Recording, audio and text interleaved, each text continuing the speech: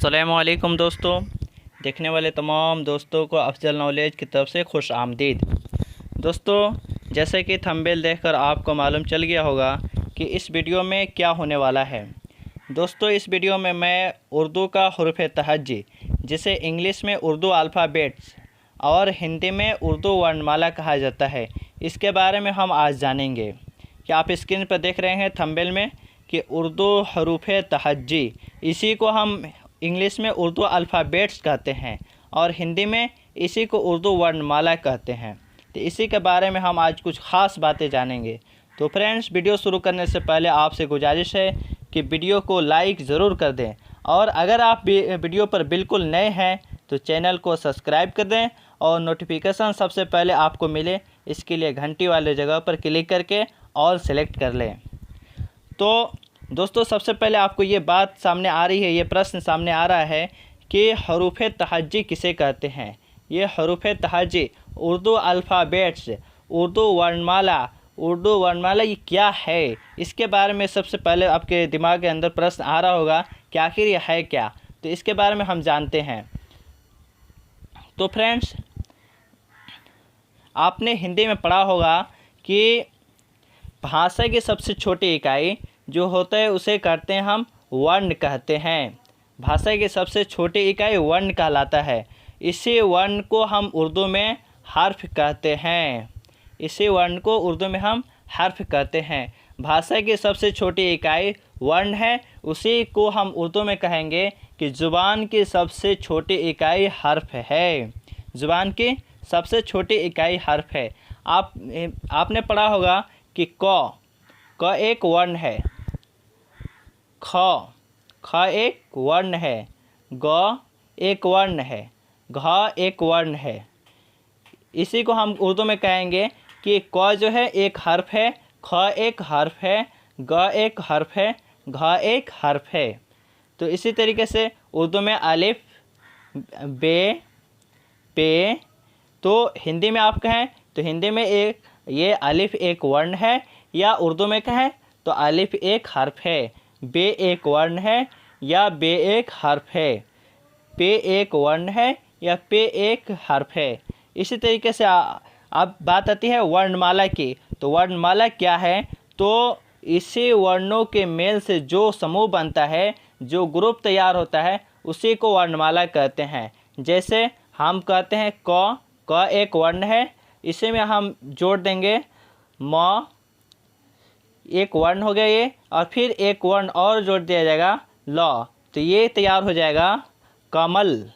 क्या तैयार होगा? ये कमल तैयार होगा। तो ये जो है एक वर्ण है, क एक वर्ण है, म एक वर्ण है, ल एक वर्ण है, तीनों को मिलाने से एक शब्द बना जो कमल हुआ। क्या होगा? तो ज़ुबान के सबसे छोटी इकाई हर्फ है और हर्फों के मिलने से जो जमरे तैयार होते हैं, जो ग्रुप तैयार होते हैं, उसी को हम कहते हैं हुरूफ़ तहज्जी।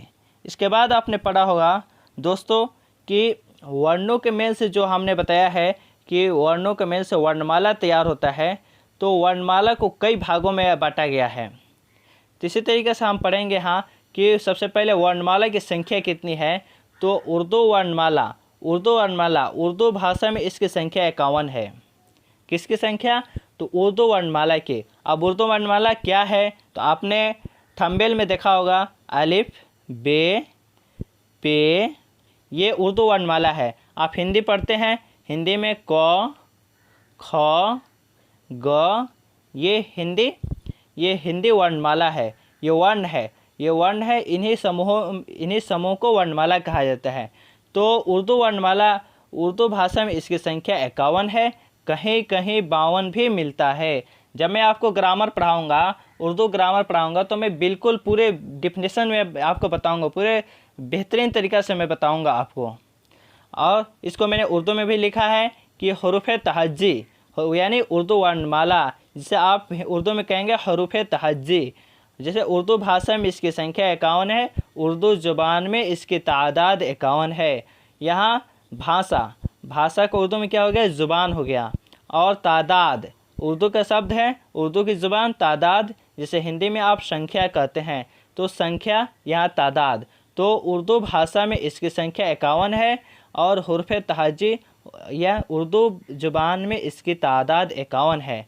इसके बाद यहाँ कि कहीं कहीं 52 भी मिलता है, तो कहीं कहीं 52 भी मिलता है। यानी आपको एग्ज़ाम में ये आए कि उर्दू वर्णमाला की संख्या कितनी है या उर्दू ज़ुबान में हुरूफ़ तहज्जी की तादाद कितनी है, और ऑप्शन में आपको 51 न दिया रहे, 52 दिया रहे, तो आपको 52 मारनी है। अगर 51 और 52 न दिया जाए, अगर आपको 50 दिया जाए तो 50 ही मारनी है। इसके बाद में दोस्तों इसे जो है 2 भागों में बांटा गया है। इसे 2 भागों में बांटा गया है। किसे 2 भागों में बांटा गया है? तो हरूफ़ तहज्जी को, उर्दू वर्णमाला को, उर्दू अल्फ़ाबेट्स को जो है 2 भागों में बांटा गया है। तो एक है अकेला वर्ण यानी मुफ़रद हर्फ है, दूसरा है मिश्रण वर्ण यानी मुरक्कब हर्फ है। अकेला वर्ण, मिश्रण वर्ण, मुफ़रद हर्फ, मुरक्कब हर्फ है। अकेला वर्ण को क्या कहा जाएगा? मुफ़रद हर्फ कहते हैं, और मिश्रण वर्ण को मुरक्कब हर्फ कहते हैं। अकेला वर्ण, मिश्रण वर्ण यानी मुफ़रद हर्फ, मुरक्कब हर्फ। अब हम जानेंगे इसके बारे में कि मुफ़रद हर्फ क्या है और मुरक्कब हर्फ क्या है, अकेला वर्ण क्या है और मिश्रण वर्ण क्या है, ये मिश्रण क्या है और ये अकेला क्या है, इसके बारे में हम जानेंगे।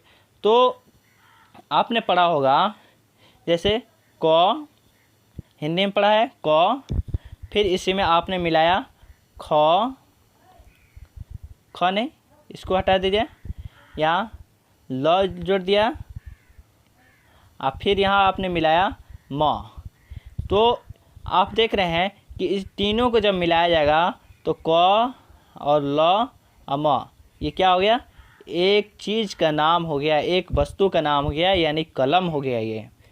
तो ये जो है क एक वर्ण है, एक वर्ण ये है और एक वर्ण ये है। उर्दू में कहें तो एक हर्फ क है, दूसरा हर्फ ये ल है, तीसरा हर्फ म है। इन तीनों को मिलाने से एक जो ये तैयार हुआ, जो चीज़ तैयार हुई, एक कलम तैयार हुआ, एक कलम का नाम तैयार हो गया। तो ये क जो है ये मुफ़रद है, ये अकेला वर्ण है। ये ल जो है ये मुफ़रद है, ये अकेला वर्ण है। म जो है अकेला वर्ण है, मुफ़रद है, और इसी को मिलाया गया, इसी को तैयार किया गया, तो ये मिश्रण हुआ। इनके जब मिश्रण बनाया गया यानी मुरक्कब किया गया, तो इसी को मुरक्कब हर्फ कहा जाता है। तो आप समझ गए होंगे। फिर से मैं समझा रहा हूँ। दूसरा चीज़, जैसे कि हम पढ़ते हैं, से इसी में ब जोड़ देते हैं, तो ये हो गया सेब। एक वर्ण ये है और एक वर्ण ये है, दोनों वर्णों को मिलाया गया तो ये होता है सेब। क्या होता है? सेब होता है। तो ये मुफ़रद वर्ण, ये मुफ़रद वर्ण, मुफ़रद वर्णों को मिलाने से मुरक्कब वर्ण बनता है, मुरक्कब वर्ण बनता है। आप पढ़े होंगे कि ख उर्दू में काफ है, ये मुफ़रद वर्ण है, और इसी में आप दुचस्मी है, 2 आँख वाले है को मिलाते हैं तो ये होता है, जब मिलता है तो ये होता है ख। ये ख मुफ़रद वर्ण। असल में उर्दू का मुफ़रद मुरक्कब हर्फ जो है ये असल में यही है। उर्दू का जो मुफ़रद हर्फ है, ये मुरक्कब हर्फ, ये असल में यही है। काफ में है मिलाया ख, कि इसकी तादाद जो है 15 होती है। मैंने वो आपको मिसाल देकर समझाया है, लेकिन असल में यही है। पे में पे है, ये मुफ़रद वर्ण है, और इसमें आप 2 आँख वाले दुचस्मी है को मिलाएंगे तो ये हो जाएगा फ। इसी से आप लिखते हैं फल, इसी से आप फल लिखते हैं, तो ये मुरक्कब हर्फ हो गया। तो इसके बाद हम चलते हैं दोस्तों, आपकी आसानी के लिए मैंने इसको हिंदी में भी और इंग्लिश दोनों में लाया हूँ मैं। तो सबसे पहला है अलिफ, अलिफ, दूसरा है बे, पे, ते, टे, अलिफ, बे। दोस्तों अगर आप बिल्कुल नहीं जानते तो मेरे आवाज़ के साथ आप ज़रूर बोलिएगा। आप बोलिएगा, आपको उतना बार पढ़ना है, उतना मरतबे पढ़ना है जितना मरतबे आपको याद हो जाए, जितना मरतबे आपको याद हो जाए। आप वीडियो को उतना बार देखें जितने बार में आपको याद हो जाए। अगर आप बिल्कुल नहीं जानते तो आप उतने बार देखें जितने बार में आपको याद हो जाए। तो यहाँ हमने पढ़ा है, फिर से हम शुरू करते हैं। अलिफ बे पे ते टे, अलिफ बे पे ते टे। जैसे आप देख रहे हैं इंग्लिश में भी है और हिंदी में भी मौजूद है। यहाँ भी इंग्लिश में हिंदी में दोनों मौजूद है। पे पे पे, ते ते ते, टे टे टे। उर्दू, इंग्लिश और हिंदी तीनों लैंग्वेज में मौजूद है। इसके बाद हम पढ़ेंगे आगे से से से से से, जीम जीम जीम चे, से जीम चे। बड़ी है बड़ी है बड़ी है, खे खे खे। इसके बाद में फिर दाल दाल दाल दाल, डाल डाल डाल डाल डाल, जाल जाल जाल जाल।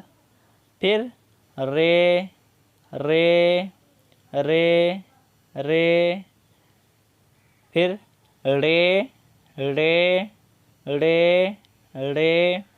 इसके आगे फिर जे जे जे जे। उसके बाद में फिर झे झे झे झे। उसके बाद में फिर सीन सीन सीन शीन शीन। फ्रेंड्स आप देख रहे होंगे कि ये शीन और ये शीन दोनों का सीन और शीन, एक जो है ये हल्की आवाज़ एक भारी आवाज़ के साथ, तो दोनों का शक्ल जो है ये बिल्कुल सेम है।